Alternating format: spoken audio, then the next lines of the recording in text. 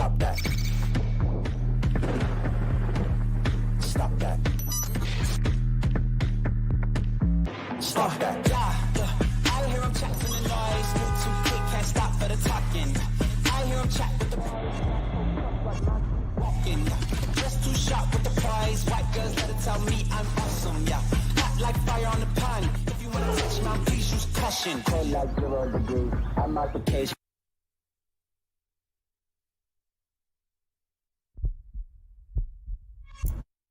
All right, excellent work. The 5 and 39 talk is what they just yelled in my ear. I just heard it. Talk, Yeah. talk, That's your life, man. talk. The 5 and 39 Pistons beat Oklahoma City by 16 at home yesterday. Any given Sunday. The city of Detroit surely is thrilled today. Under any other circumstance, Stugots, except what happened yesterday, I tell you, Detroit's playing in that game, and they lose by 3 points, 34-31, and the city of Detroit is thrilled with the season that they had. Mm-hmm. Just delighted with an amazing season. But when you gag that game up the way they did, and you know how much I dislike that we've made sports about blaming people instead of crediting them, but in those games yesterday, the losers deserve the blame for being maximum losers, and I'm stunned that America, which is divided on everything, evidently today, a historic day, is in unison on we're all pro field goal. We've never loved field goals so much. Jess, are you going to be with me? Because I'm going to go the other way on this. I haven't heard much of anybody do anything except crush Dan Campbell for playing the way he has all season and, according to Next Gen Stats, doing the things that had the best probabilities. Because this year, Stugots in plus territory, they went for it on 4th and 3 or shorter 20 of 24 times and converted 17 of the 20. They're good at that. Dan Campbell wants to scare you on offense, wants you to be backpedaling. You can't control that Reynolds is going to suddenly drop the ball. There's a time and a place, Dan, and you have to go by feel of the game. You do. You just have to go. Occasionally, Dan, you have to go by the feel of the game. And at 24-10, they've scored a touchdown second half. You want to give your team a 3-score lead. And to not go for the field goal in that spot, to not go for the field goal later in the second half, that's a terrible job. I'm sorry, by Dan Campbell. All right. So let me come at this another way, okay, because we can argue about this. And I don't have a ton of conviction about what I'm saying to you, but I'm going to set up the argument on the other side because most people are going to say, well, go for it all the time. Nah, it's different going for it when you don't have behind the safeties to play with. You're close to the end zone. 4th and 3 from the 5-yard line, it's more difficult because you can't get beyond the safeties. When you play reward versus risk, going for it on 4th and 3, you want the option of a 60-yard touchdown because you want to be able to use the whole field.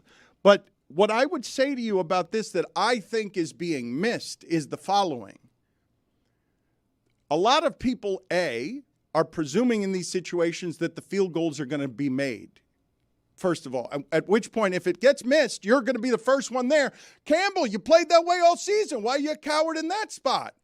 Because we have the results now. But the second one, I think, is just as interesting because this part is something that as I'm watching these games, I wonder why it's not taken into consideration. If Campbell kicks the field goal to tie, under what circumstance in that second half did you have them stopping San Francisco when San Francisco wanted to score? Under any circumstances, because all San Francisco did, like when we're sitting here talking about coaching decisions, why isn't anyone talking about the fact that at half, whatever the adjustments were, Detroit couldn't score anymore, and all San Francisco did was go up and down the field. The best unit I saw yesterday, Stugots, of any kind, was the Detroit Lions offensive line in that first half. Over the last 4 weeks, San Francisco has allowed 5 yards a carry to running backs. Right. 4 weeks, they allowed the ball to be run. What makes you think if Detroit had tied the game that San Francisco wouldn't have just kept scoring? They were doing it the entire second half. To me, the worst thing that happened in that game of any kind, Stugots, was at the very end, and we love the last stuff. This part is super weird to me because I thought we always choose the last thing to question, not the things before that. Everyone's talking field goals, and the fact that they ran the ball on third down and then had to use one of their timeouts and couldn't keep all 3 timeouts, that was the biggest coaching decision mistake in the entire game by Dan Campbell. I understand, but the 2 field goals, Dan, one puts them up 3 scores. He did it at the end of the first half. The other one ties the game. It ties the game. I don't think, especially if this is your take on things, you don't get to gloss over. He did it at the end of the first half. Right. So he gave you both versions of what you're supposed to do. He did go by feel. He was like, okay, I don't want to run the risk of them having the ball coming out to start the second half. Correct. And us just being up 14. Let me go by feel here. So he gave you both examples that you're asking for. And he saw where that got him, and he decided for a more aggressive tack the second time. You could argue that backfired on him because you saw how quickly they made that 17-point lead disappear. You could almost argue he should have gone for it. You saw it paid off, and it hurt them in the second half. And I understand that Wilkes made defensive adjustments, but it wasn't adjustments that turned that game around. It was luck because 3 consecutive drives from the Lions, this is how it went. Josh Reynolds drop. Pass was a little behind him, but it hit him in the hands. Gibbs fumble. Josh Reynolds drop. Niners got lucky, too. No, wait, Mike, you're off forgetting. the helmet catch. Well, and the That Purdy one, pass, that one. That was the game. Should have been picked. That but was the game. That was insane. That was an incredible play, and I understand that they picked the flag up afterwards. If Ayuk doesn't make that catch, maybe the flag stays down. So I understand that was a tremendous play, but I'm talking about they couldn't stop Detroit. And then they got 3 consecutive stops, and it wasn't because they were particularly awesome. It's because they got lucky. Let's play some sound here from Dan Campbell. He's getting beat up, and he's saying, I know this is part of the gig. It's how it works. He's crushed, obviously, and Chris Cody has been fairly singing all morning around here. Everybody loves the aggressive coach until he's just a little too aggressive. Let's listen to Dan Campbell. Sometimes you can only say so much. You got to live it, unfortunately. You got to get your heart ripped out, which we did. And it's a lesson learned. And look, I told those guys, this may have been our only shot. Do I think that? No. Do I believe that? No. However, I know how hard it is to get here. I'm well aware. And it's going to be twice as hard to get back to this point next year than it was this year. That's the reality. And if we don't have the same hunger and the same work, which is a whole nother thing, once we get the offseason, then we got no shot of getting back here. I don't care how much better we get or what we add or what we draft. It's irrelevant. It's going to be tough. Everybody in our division is going to be loaded back up, and, you're not hiding from anybody anymore. Everybody's going to want a piece of you, and which is fine, which is fine. But so it's hard. You want to make the most of every opportunity, and we had an opportunity, and we just couldn't close it out. It does. It stings. It stings. That nose is red. Why? The reddest nose I've ever seen. He's kind of right, too. It's not usually when someone makes their debut, it signals an era, especially if you look at the trajectory of season-over-season success that Dan Campbell's had there. But he's right. You look within their own division. The Packers look to be like a problem going forward. Mm-hmm. Caleb Williams is probably entering that division. Minnesota was hamstrung by a bunch of injuries this year. That's still good. It's not often that you find yourself conveniently, because of the way the Cowboys lose in the first round. There were a lot of things that broke their way this year, including a big lead in that game. It's hard to get back there, and Campbell actually had the right perspective. There are a couple of things that I want to get to from that game, because San Francisco beat you even though Kittle did nothing, which I'm always stunned when Kittle does nothing. He blocked. Yeah. He's like that, though. He's boomer bust, George Kittle. Like, it's weird. He has really good games and then just nothing burgers. The sequence that Mike is talking about there, 4th down drop by Reynolds, dropped interception off of a face mask. I want you to understand how weird it is in one-on-one coverage to throw a football 50 yards downfield, hit someone in the face mask with it, and have it pop up in a way that's catchable. It's 50 yards. In stride. It's 50 yards. It's not a normal thing for the ball to pop up that way when you've thrown it 50 yards. Think about the think about the way the ball is shaped and the way a face mask is shaped. And if I threw it 50 yards 50 times, do you think I'm getting that bounce to Ayuk? Again, one more time. Then you get the third down drop by Reynolds. And I don't know that anyone feels worse than that dude today. Maybe Zay Flowers. Definitely Zay Flowers. I do feel bad about the fourth down discourse because a lot of it is like, don't blame Dan Campbell, blame Josh Reynolds because he dropped an easy one. And it is a team loss. I feel bad for all of them. You feel the worst for Zay Flowers today, though. If you're going to feel bad for someone out there. Yes. Worst 30 seconds a player probably could have playing that position in an AFC championship game. Let's go through what happened there because Stugotz, and I'm not someone who generally says the cliche of experience matters in those situations, but the two teams that coughed it up don't have any experience in those situations. And Detroit had one guy who does have experience in those situations, Goff, and it wasn't his fault. He can't also catch the ball. He made the throws that should result in the conversion. Lamar can catch the ball. Lamar can catch the ball. I thought that would have been an 80-yard touchdown if he had broken the ankle tackle. It was close. It would have been the best play we've ever seen. Well, Romo said it was anyway. It still was a great play. He needed to clarify it was the best 13-yard play he's ever seen. Yeah. Can I ask you a Tony Romo question? I did this very briefly with Stugots. I got Bless Football. That'll come out soon, so this is not a retread. But I discovered something happening yesterday with Tony Romo where essentially everyone is over Tony Romo except Chris Cody, who tweeted out that he is in the best broadcast team that there is. Everyone everywhere in the world yesterday was pooping all over Tony Romo, saying, I cannot believe they better have an opt-out with this guy. There better be an option to get out of his contract. This guy is not doing a good job. And then Chris, 20 minutes later, is like, this is the best broadcast team I've ever heard. I think that everybody would want this team. I'm totally with Chris. They're just so good. I think everyone is just completely wrong. There's no debate about it. Jim Nantz is fantastic. There is debate. No, there's not. Well, it's happening right now. No, people are wrong. Everyone's wrong.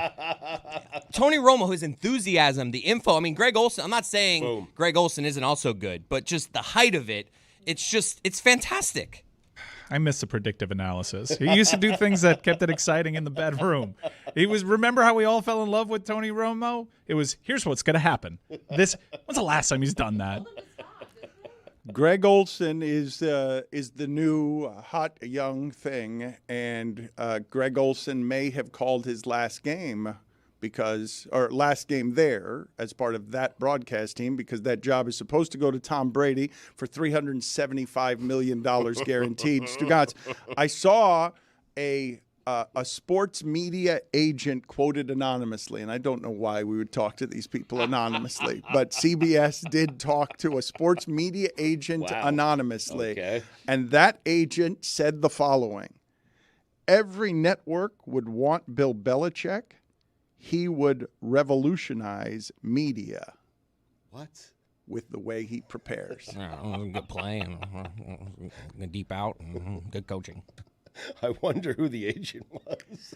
I don't know why you would quote a sports media agent anonymously. CBS Sports, shame on you. Don't do that. Make those people talk publicly with their name on things if they're going to say things like that. That Bill Belichick is going to revolutionize media? What the bleep are you talking about? That's a sports media agent right there. But Belichick is going to be blocked by Tom Brady for the good job. for the job that he wants, Brady's going to be able to decide whether or not he wants to do it for $375 million.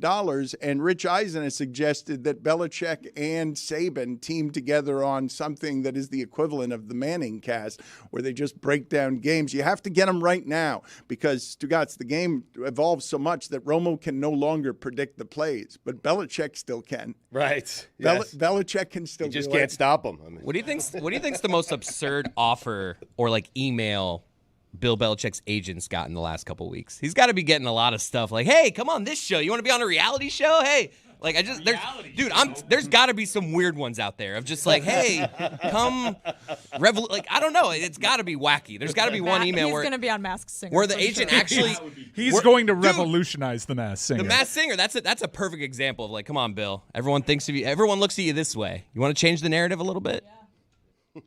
Mike Ryan was hoping, Stugotz. He came in today while you were doing God Bless Football, and he said, do you think Stugotz will surprise us with a take today? Do you think he will stun us? So far, we're 0 for 1. You have taken exactly the tack that he thought you would take with Dan Campbell, where you say, you're the guy who lost the game, therefore you're the reason that they lost. Right. What do you do, Stugotz, with the mathematical fact that next-gen stats say that in both instances he chose the most probable, best mathematical result to go for it in those situations, and the numbers I just gave you, that in plus territory, they went for it this year 20 of 24 times, and they made it 17 of the 20. So Dan Campbell says that as an assistant coach with New Orleans, he loved how afraid other teams were when Drew Brees was going for it on 4th and short, because of course you would be. And in that game, Stugotz, in the first half, I would have trusted the Detroit offense to do anything they wanted. Detroit was just gutting. They were gutting San Francisco in a way that was confusing to me to see them up 24-7. And I'm thinking when he kicks the field goal in that situation, I am thinking bury them. Go and bury them. I know you can get up by 3 touchdowns. 24-7 at half is... I know, but he could have been up 28-7 if he had played the way he has played all season. I understand why he didn't, Stugotz. I understand the inconsistency. You understand what I'm saying when I say... when you're close to the end zone, those 3 yards are harder to get because you can't get behind the defense. There's no threat of getting behind the defense. So I understand kicking in that spot because of how congested everything gets in that situation. But Stugotz nationally is now responsible for what some people are calling the worst take in the history of sports takes, because Patrick Mahomes has now been in 4 Super Bowls in the last 5 years. Yeah. Go ahead, Andy Reid. I dare you to go 14-2 and allow Alex Smith to leave Arrowhead Stadium to leave Kansas City. Go ahead, I dare you, because of Patrick Mahomes. Because you think you could turn Patrick Mahomes into something that Alex Smith is not. Alex Smith is a very good quarterback. The audacity, first off, to do this to Alex Smith, who's been very good and loyal to Andy Reid and won him a lot of football games, to dangle Patrick Mahomes out there because Andy Reid thinks he's some sort of quarterback whisperer, which he is not, by the way. He is not, because if he was, Alex Smith would be better than he's been the last few years. So I dare. That's a record for contradiction. It's on Andy Reid. The only reason Alex Smith is not better is Andy Reid. That sets a world record for Stugotz not paying attention to any of the things he said the sentence before. I've listened to that probably, 10 or 15 times in the last 2 years. Yeah. The end gets me every time. It truly never gets old. It's better than any twist in any movie I've ever watched. Well, thank you. If Alex Smith had that kind of defense, would have won a few Super Bowls. How about that? Jessica, is that take from Stugotz? Because we have a rival now. We have a rival to that, the worst take on the Chiefs there's ever been. I can't get anything right with this team. Here is the rival to that, also from the Stugotz category. Dan, this time of year, everyone talks about teams they don't want to see come playoff time. I want to talk about a team that I actually want to see come playoff time. I want to see the Chiefs. I want Patrick Mahomes strolling into my stadium with max confidence. I want Travis Kelce. I want Taylor Swift. I want the team that lost to Jordan Love. I want the team that lost to Aiden O'Connell. I want the team that trailed 17-0 to Jake Browning. That is the team that I would like to face in the playoffs. That's the team, indeed, that I would want to face in the playoffs, because that team is not very good. I have been saying for years there is something off in Kansas City. Last year, that take didn't go so well for me. They won the Super Bowl. This year, it's going very, very well. They are 10-6. They're down. The offense is not what it used to be. The defense doesn't travel well. They're good at home, not great on the road. If I'm a playoff team, I don't want Flacco. I don't want Mike Tomlin. I don't want any of those teams. The teams that I want strolling into my stadium, Kansas City Chiefs. Shocking. I still think the Alex Smith one's like a slightly better. Like it's a 1 seed. Which in the is tape not, bracket. by the way. I don't want Flacco. I will say though, I thought like everyone collectively decided, figuratively and literally, 2 years ago, don't bet against Patrick Mahomes. Like he will do something crazy. He will win games. He is just that good. And I've stuck to my guns. I picked the Chiefs to play in the Super Bowl because I'm like the Dan Campbell of picking Patrick Mahomes. I'm like, I'm going to go for it every time. And he's going to win so many times that I'll be right more than I'm wrong. And so I feel great today because I knew all along, Stugots, Patrick Mahomes is just inevitable. The one that hurts today for me, Dan, because I was kind of right about the offense. It's not as good as it used to be. It's not as good as years past. Yeah, they just went to the Super Bowl with 17 points. Yeah, the defense doesn't travel is the one that's going to haunt me. I mean, That goes right in the teeth of the cliche that defense does travel. Snead is overwhelming, and he had that same sequence that Jessica's talking about with Zay Flowers, which goes like this. First of all, the first part of it, Zay Flowers is wide open, catches the ball. I can't imagine a whole lot of things scarier than trying to tackle that dude in the open field, and Snead did. He tripped him, but I thought that was going to be a touchdown, should have been a touchdown because of how much room that he had.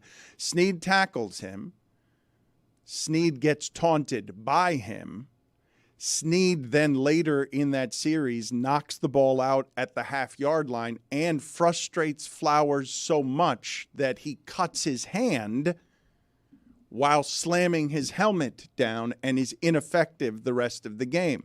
You guys mentioned Patrick Mahomes inevitable, and he made one throw in the second half, but they had 67 yards in the second half. They did nothing in the second half. They didn't points. score. Right. They did nothing. It's not just nuts. But that pass to MVS, Dan, to put the game Agreed. to end, I was like, all right, that's Agreed. it. I've seen enough. How great was it that that's how the Chiefs made it to the Super was Bowl? A perfect. team that has It was dropped more perfect. passes than everyone, that's had so many balls bounce off of receivers' hands, and that circus catch is what gets them And into the he Super gets Bowl. to shush the crowd. Like that was like all of you all season. You shut up. That was not to that crowd. That was to the whole season. I Can we also understand. talk about, by the way, the greatest penalty in the history of penalties, where the Ravens intentionally forced a 1st and 10 by Yes. giving them 15 That was yards great. from a 1st and 5. I watched it. I was like, this is genius. Well, that's Why actually does this no. not happen He more should have often? just jumped without aggressively hitting That's him. Then correct. It made no difference. No, it would have been No, it's 5 10 yards. yards. It was doesn't 10 matter, extra. though. It's the same result. What you wanted was for them to lose those 5 yards and make it 1st and 10. If you're going to do it, because you don't want it to be a ticky-tack thing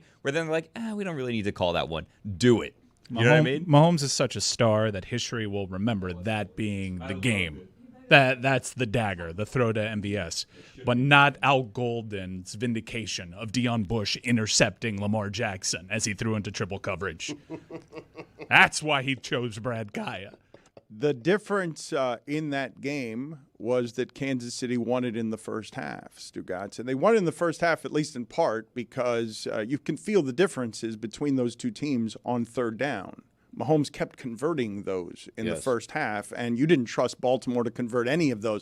Lamar Jackson had a lot of undisciplined throws that weren't even just the interception, because the only way the Ravens can lose that game is if they did it the way that they did it, turning the ball over in the end zone, around the end zone. Well, I mean, triple coverage when a field goal isn't bad there. No. Like, take the points. You have the greatest field goal kicker of all time. Like, triple coverage in that spot. And I know people are isolating, likely getting pushed. That's when the ball's already in Bush's hands. Like, that was just a terrible decision. And he got away with others because they dropped interceptions. Lamar Jackson and Zay Flowers lost that game.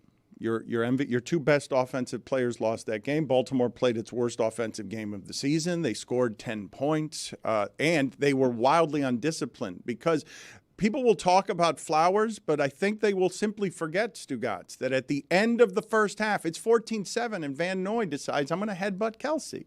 And it's 15 yards, and now you just gave him 3 points. I think Kelce was setting that one up all game long. He was setting it up beforehand by taking Tucker's tease before the game. He was trying to irritate them from the moment he came out. He's been trying to irritate everybody since he started dating Taylor Swift. It's working. It is working. That guy wins at everything. Sandbagger. 11 catches on 11 targets against that safety and those linebackers.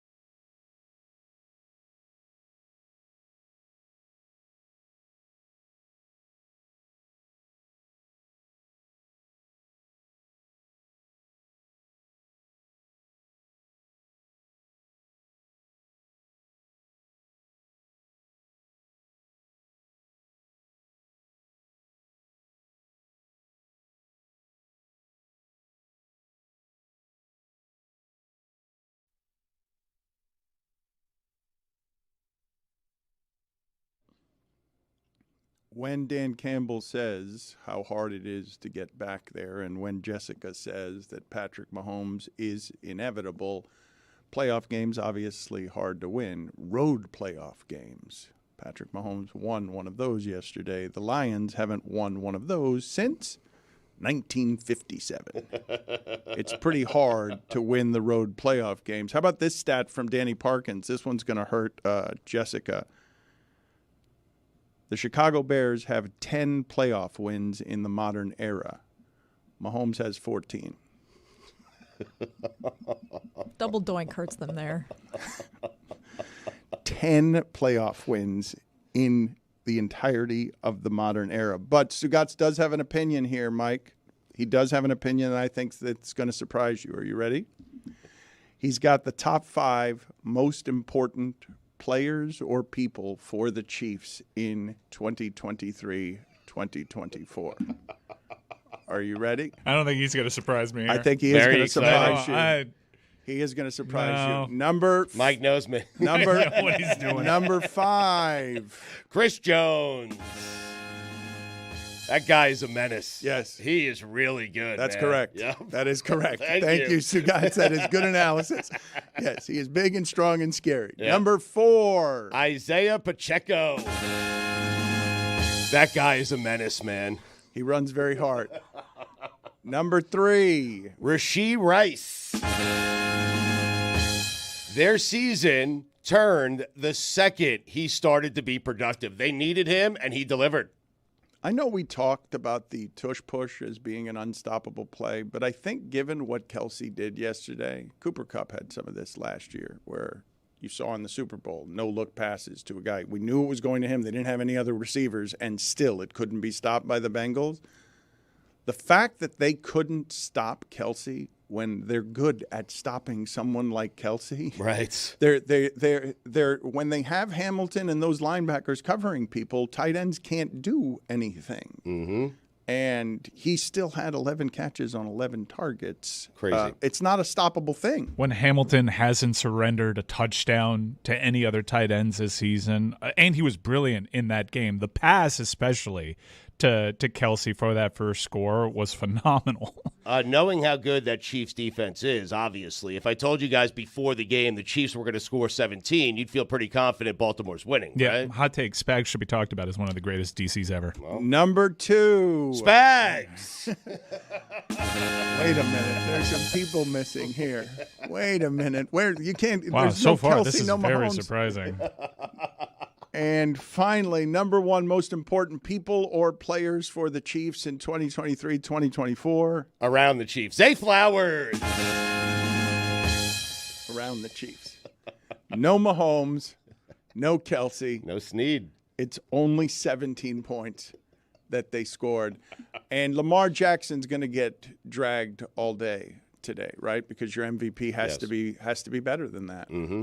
I tried to warn him a week ago. Like last week, he was the greatest quarterback, most important player in the NFL. And this week, it started early this morning with several people, not me, but several people ripping Lamar Jackson. Yes. Not you, though. Was there anyone else watching the game after it was 7-7 that was like, oh, it's going to be a shootout? Right. My watch party said that. They're like, oh, a little instant classic on our hands. Romo said, well, it says shootout, Jim. I love that. Can you explain to me why it is that I kept hearing on the broadcast last night that Purdy's not that athletic? I'm like, have you seen the Dolphins quarterback run in Because the he open dresses field? like Mr. Rogers. Is that what it is? Put it on the poll, please, Juju, at Le Batard Show. Is Purdy seen as unathletic because he dresses like Mr. Rogers?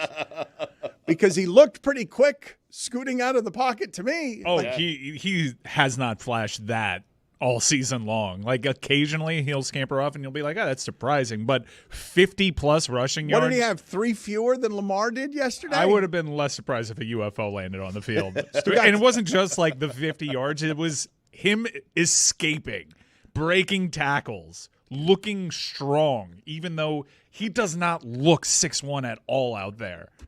The thing that was most impressive to me, Stugotz, about what Spags and the Chiefs defense did is that they not only, because this is what neutralized Baltimore. Baltimore was excellent, at least in part this year, because they could run the ball and throw it to the tight ends. If I now just make it, hey, Lamar, Zay's your only option. Because there were no other options. They're tight ends. The tight ends, he's been couple of catches for Beckham, but there were no other options. You're right. But Lamar Jackson, I told you this last week, the two most efficient plays in the sport this season were Jackson to Likely and Jackson to Andrews. They were non-factors yesterday, the both of them. They took the tight ends away, and also Lamar Jackson, you'd take that before the game if you're Kansas City, 50-something rushing yards from Lamar Jackson. Why did Gus Edwards only carry 3 times? They're a great rushing team. Edwards looked good. Edwards was averaging 6.7 yards per carry. He had one long one. The last 5 games that Kansas City has played, they've allowed 3.4 yards per carry. You can't run against them. Nobody certainly couldn't pass on them. It was a 17-10 final score. They were always within a spread that said we could keep running the ball here. They have one of the greatest running threats, if not the greatest, at the quarterback position ever. I don't understand it. Everything about their offense was predicated on the run doing that and then doing well, and it's setting up the pass, and they just had a really strange game plan too. But you did hear what I said, though, right? They couldn't run against Kansas City, and if I told you before the game, Kansas City's game plan is make the MVP beat you. That's not a great game plan. But the thing is, they could run against them. Lamar averaged, there were 3 ball carriers, not counting Zay Flowers in those gimmicky plays. There were 3 ball carriers. 2 of them averaged over 6 yards per carry. They abandoned the run. They ceased running the ball, and it killed them. Jessica, you said you wanted to get in here? Well, the Bills ran pretty well against the Chiefs last weekend, too. I don't know. I guess my question for Stugots, just to change the subject slightly here, when you saw Bob Weir on the sideline of the NFC Championship game, did you understand why people freak out when they see Taylor Swift, or no? Well, I mean, I understand it, but Bob Weir is a classic, old-school San Francisco 49ers fan. In fact, he ended the set in Mexico a couple of years ago with the Niners on the television. He said, we'll be back in a minute, go Niners. And so I do understand why people freak out over Taylor Swift. I was laughing at Taylor Swift being annoyed by the TVs.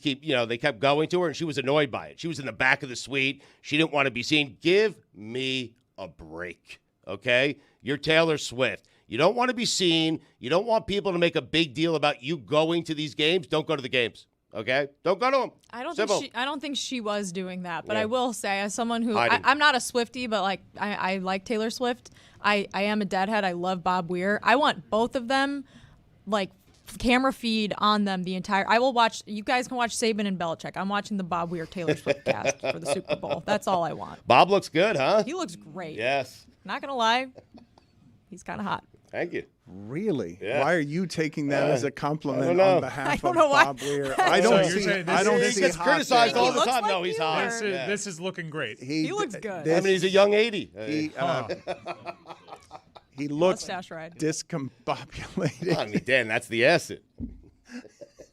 Mustache rides from Bob Who said Weir. that? Sorry about that.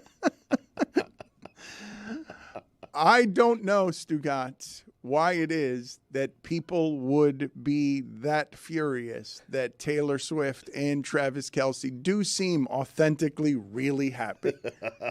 It's classic American hating. They just seem super happy together. They're winning at everything, and everyone gets mad about it. Did you see the good news? I saw a breakdown that someone did for a group of friends, because Taylor has a number of shows in Japan next week, and the last show, I believe, is on February 10th.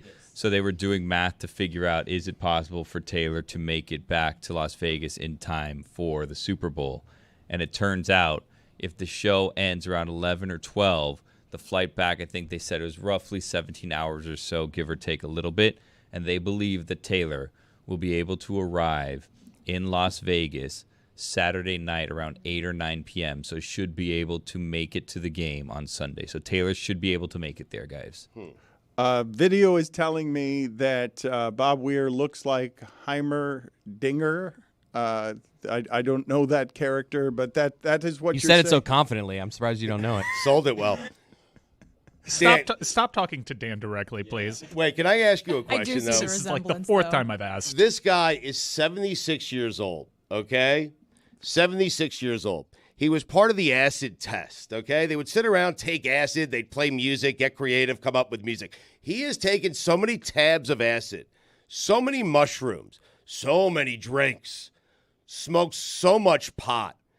And at the age of 76, does he not look good after all of that? I mean, he looks what's your 106. His face looks a little bit crooked. His mouth looks a bit crooked. Just there's a lot. He looks like a Dr. Seuss character. He does. He looks like a who. He was on And? Stupidity, I think, last year, the year before. When Stugotz accidentally broke some news with him. Bit of a yammer. Guy can talk, man. Trying It to get really him on was a God tough Bless edit. this week, Please though. don't. I'm trying. Don't not do that. Why? Let's have him on the show. What is Dan going to ask Bob Weir? You want him on? Not, Let's do it. Not After hearing him particularly. talk, I understood why their songs are 30 minutes long. His songs also yammer. put it on the poll, Juju, short. at Le Batard Show. Do Bob Weir's songs also yammer? Who do you guys like? Come on. You don't like Taylor Swift. You don't like Bob Weir. Get out of here. The only thing America likes today in unison is field goals. You should have kicked him, Dan Campbell. Everybody agrees. All of a sudden, we've got a place in sports where everyone agrees. Jessica, it's you and me over to the side being like, why does everyone want Dan Campbell now to be cowardly? Dan, we're disappointed because we fell in love with Dan Campbell. We fell in love with this Lions team. If the Lions can do it, any team has hope, right? They became America's team, and so I think some of the frustration that you're getting today as it relates to Dan Campbell, there are certainly arguments that, Campbell, he stuck to what he did to get the Lions to the NFC Championship game. But the argument you're hearing is how badly people wanted the Lions to make it to the Super Bowl. That is what's happening. Yes. And so, therefore, we all agree. I wanted to see the kicker more.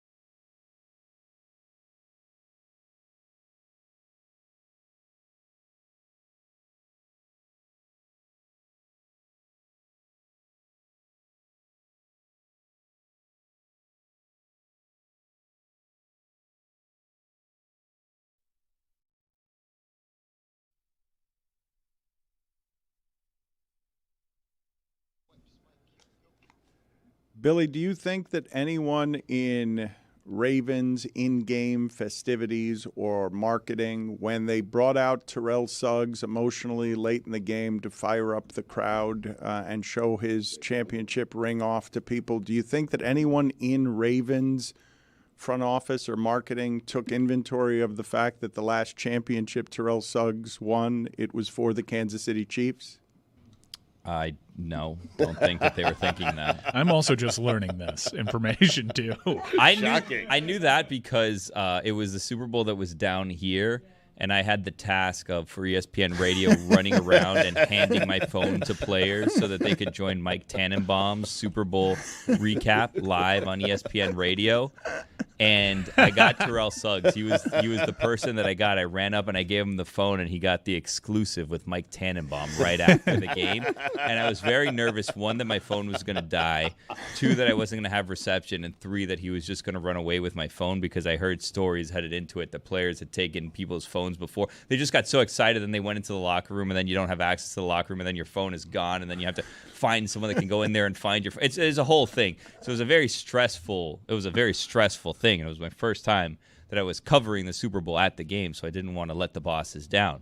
So I got Terrell Suggs, and then I didn't successfully get anyone else. But I heard they were very excited because they got Terrell Suggs before he was on TV, which is a big get, even though he didn't really factor that much into the game.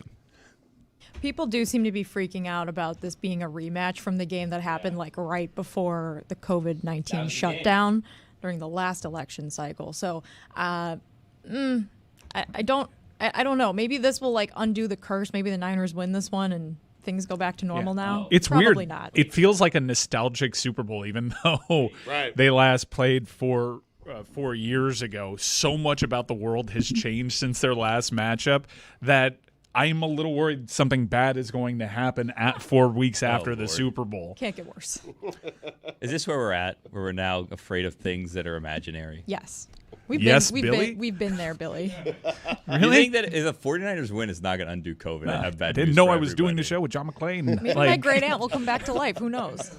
Kansas City in that game, I think people get forgetful about how badly outcoached Kansas City was in that game. They don't have Tyreek Hill anymore, and they converted some 3rd and something ridiculous to Tyreek Hill with a flutter ball. Yes. But like with Garoppolo, San Francisco was a pass away from winning that game, and Kansas City had to come back because they got smothered with a much better offense than the one they're going into this game with. They got smothered most of that game. Double-digit lead in that one.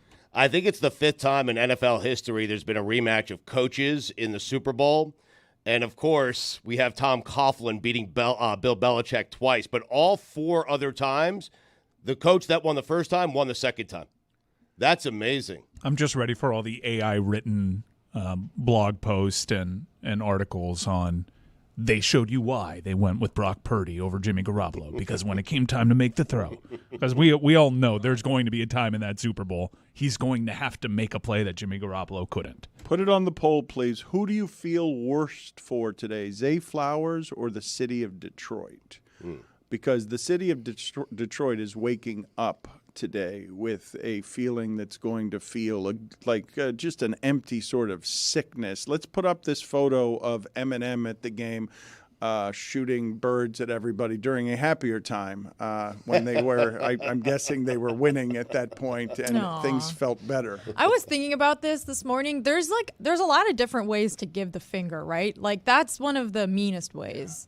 That's like I really with the don't saddles, like you. with the Double sides, kick the stands. side. Exactly. If you just do like one solo finger, it's like, oh, like hee hee. Okay. We It's were just robbed of a great celebrity musician matchup in the Super Bowl.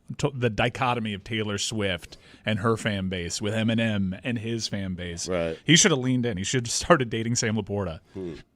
Can you show for me, please, on video, because I don't know what happened here, Stugots.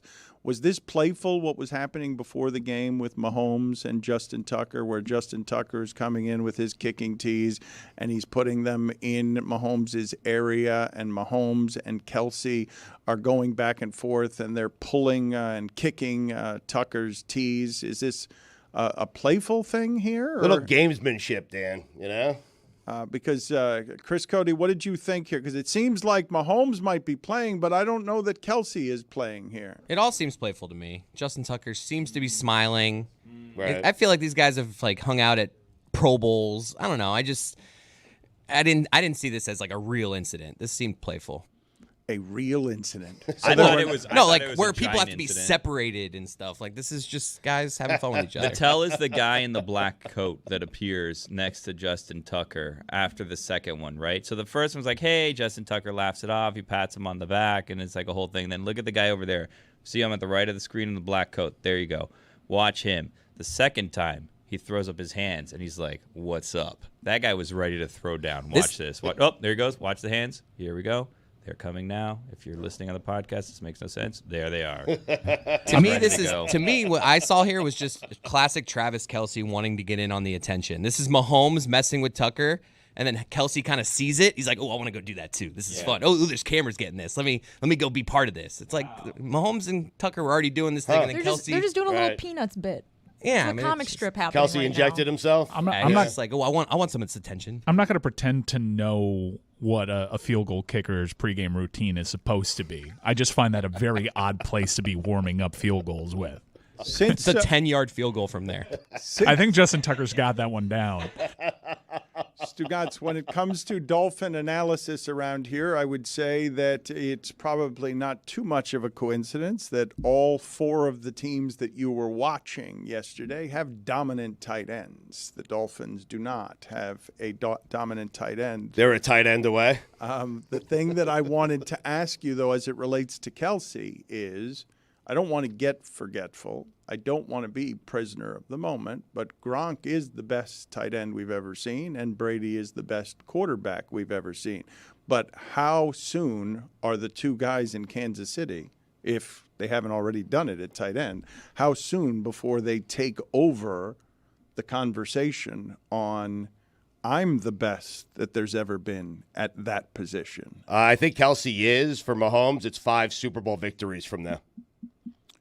I mean, he's not going to play till he's 45. Brady played in 10 Super Bowls. Mahomes is halfway there, and he's got, if he plays as long as Brady, he's got 15 more years to get to 10 Super Bowls played in. I don't think anyone is going to play anymore as long as Brady does, and Mahomes' body isn't going to hold up because he doesn't play the same way that Tom Brady does. So it's unreasonable to expect him to even play into his early 40s or any quarterback to play into their early 40s. I mean, he's 1-2. Brady 1-7. He's got 5 to go, I guess. I maybe if we get to 5, we'll start having that conversation, but he still has to win 5 Super Bowls, Dan, and he has to win one without the Chiefs.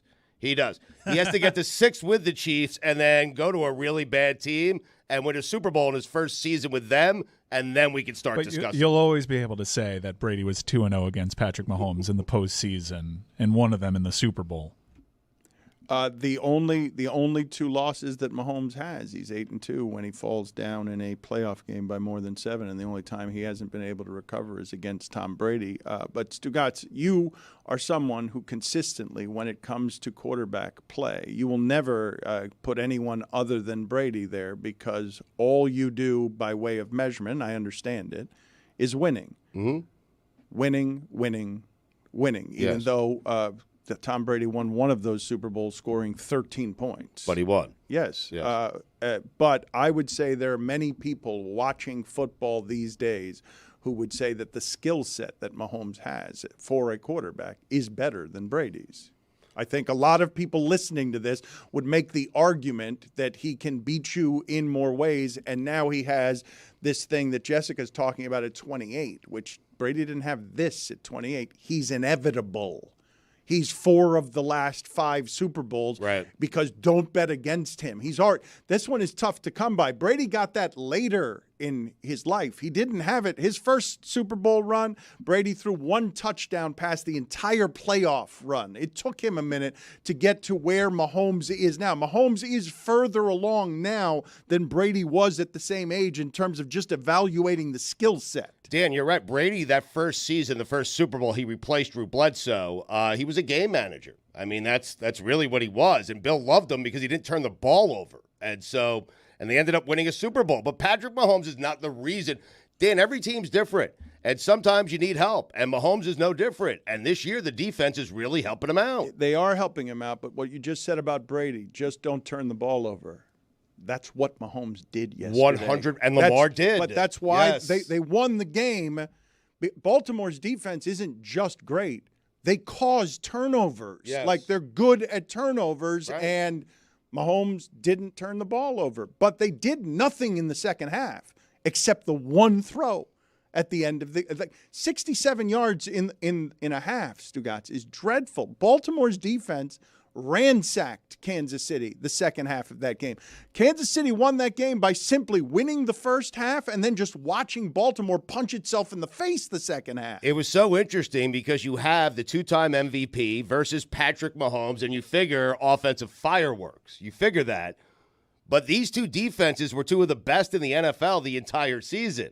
And the game played out exactly like that, even with those two guys playing quarterback. Jessica said shootout. She said shootout. It was 7-7 We all felt shootout. I it. didn't We all say felt it. shootout. Yeah. Everyone else said shootout. Your watch party, yes. You would Not the ball knowers. Roma. We all knew. You would agree, Stugots. I know we're talking about the Detroit disintegration, but Baltimore disintegrated. Yes. The taunting, the penalties, the stupid penalties, the turning the ball over twice in that kind of game in and around the end zone. I know Detroit, because they were the last game and because they were up 24-7, are going to be accused more of disintegrating today, but the way Baltimore played was super immature. You know how I know the Chiefs are good? Because they did the fumble into the end zone and they still won the game. That's inevitability.